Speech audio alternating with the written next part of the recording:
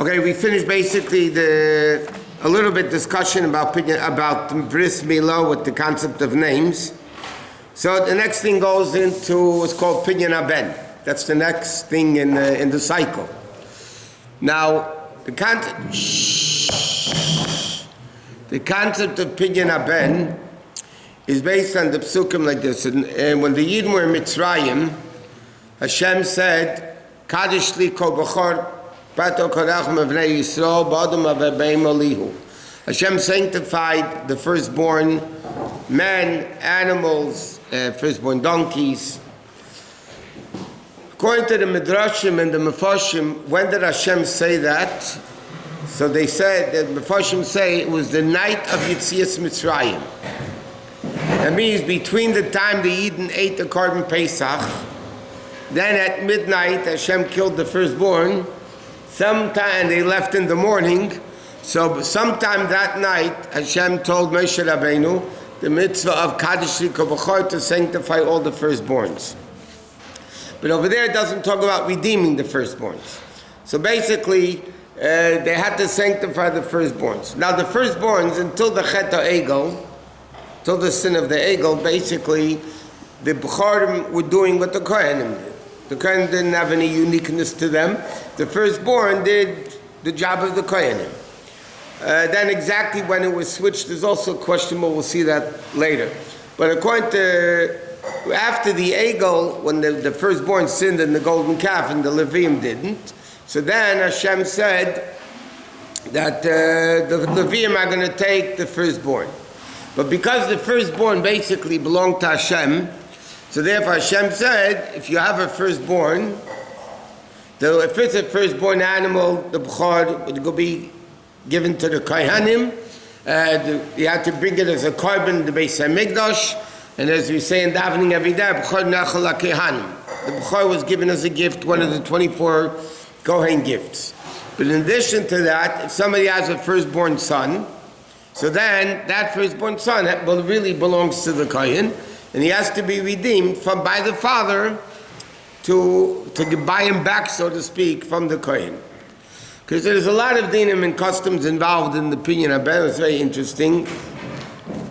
So the definition of a firstborn, you have like this. You have firstborn for inheritance, which is the firstborn of a father. So let's say a father has a few wives, like in olden times. The firstborn, his firstborn baby is the B'chor for inheritance. What about the firstborn as far as redemption of the B'chor? Now the Torah says, Kol Peter Rechem. It has to be a boy, somebody born from the womb. So it's not dependent on the father, it's dependent on the mother. If it's the mother's first child, that child needs to be redeemed to the Kohen.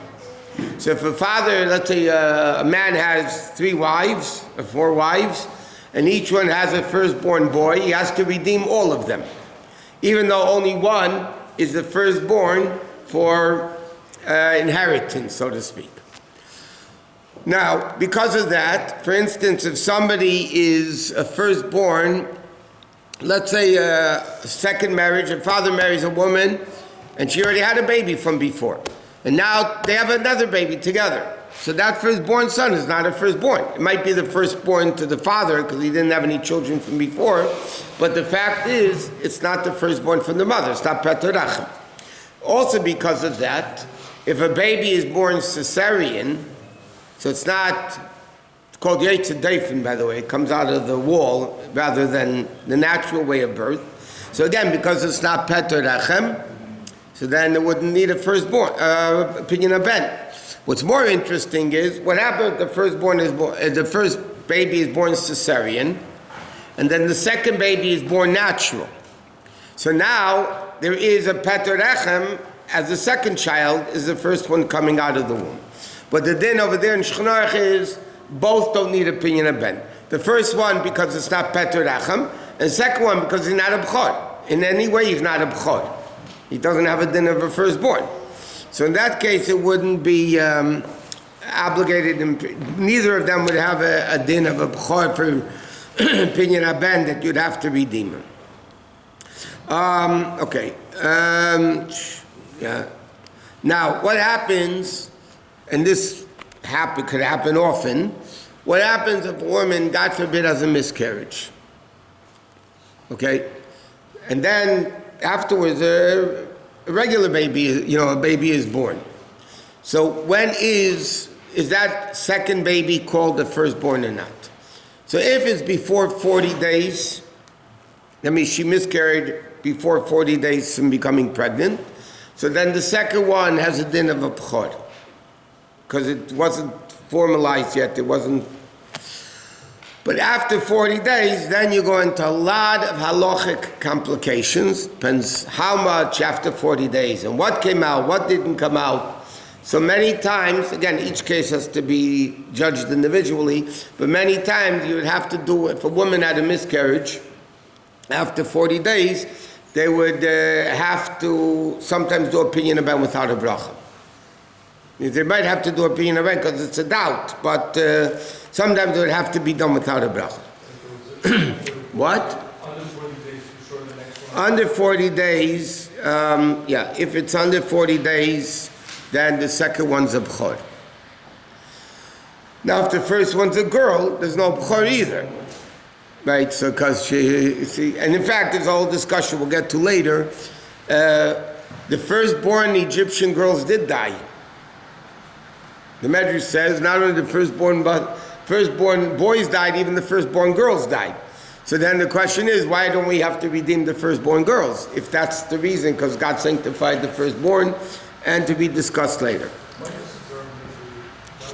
What? Louder, sir. Why does it serve the firstborn of the in terms of redemption?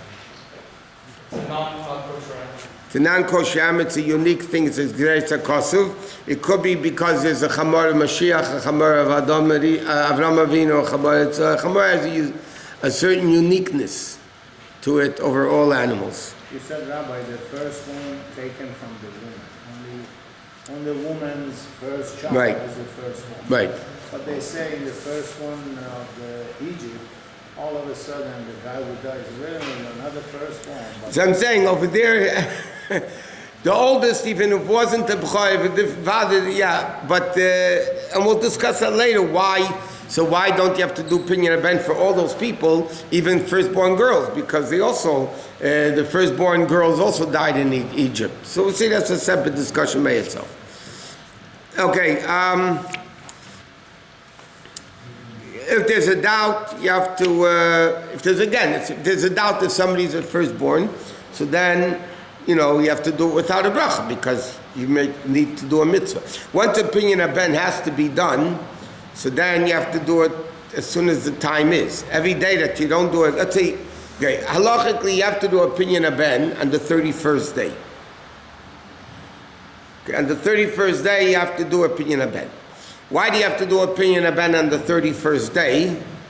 Because until a baby, we learned this already in different things, until a baby is 30 days old, it doesn't have a chazaka, it doesn't have established life yet. If, God forbid, if somebody passes away before 30 days, there's nothing. So, because they're not alive until 30 days, so basically, this is a financial, you have to redeem a firstborn kid.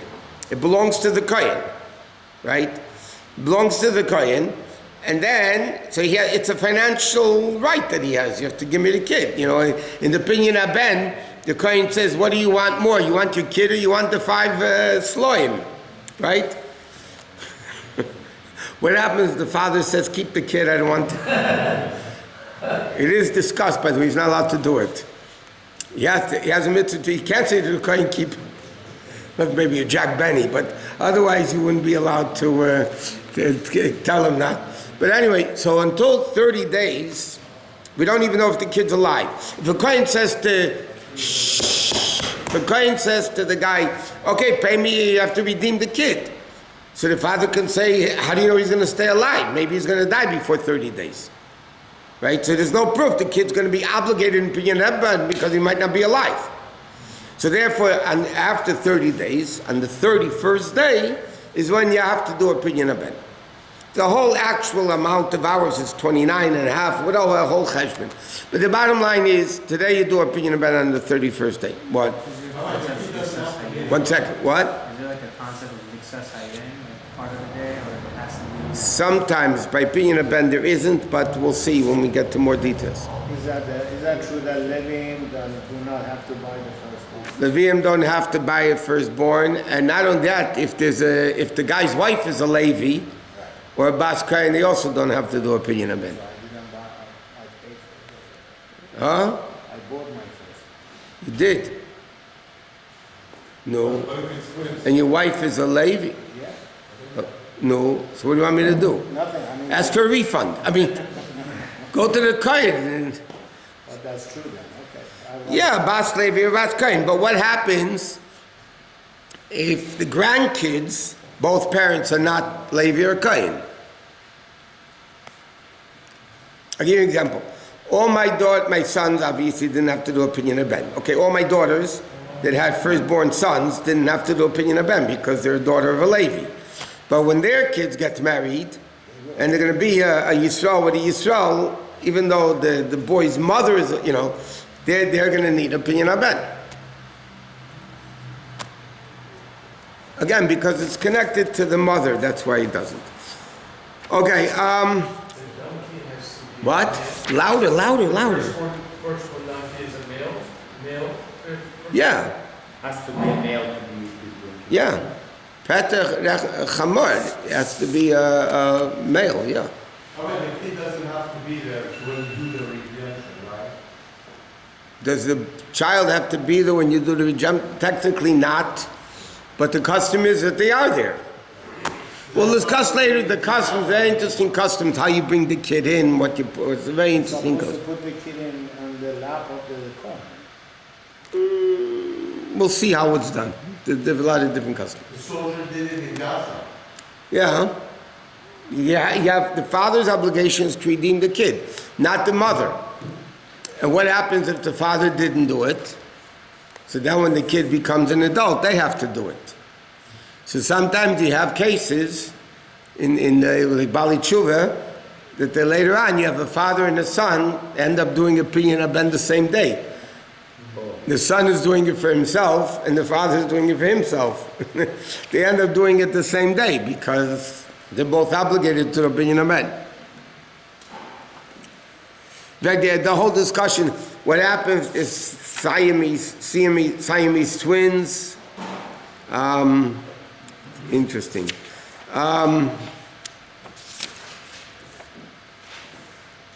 Where is this?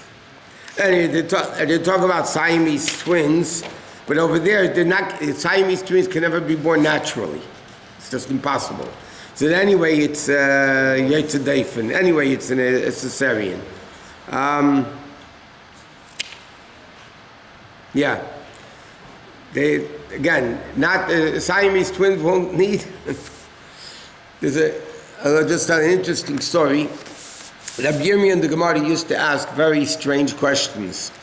Sometimes they used to throw him out of the Beis Medrash for asking a stupid question. So the Gemara tells a story that there was somebody, Rabbi Yirmiyah once asked the Shaila in the Beis Medrash, if a kid is born with 2 heads, how many Pidyon Bens do you have to do? 1 or 2? So they threw him out of the Beis Medrash for asking such a ridiculous question. So then Eliyahu Navi, to stick up for him, Eliyahu Navi came down. He came to the Beis Medrash and he asked the Shaila, my wife just gave birth to Siamese. He asked a question about tefillin. He asked a question about tefillin. A baby was born with 2 heads. How many shorashes does he have to put on?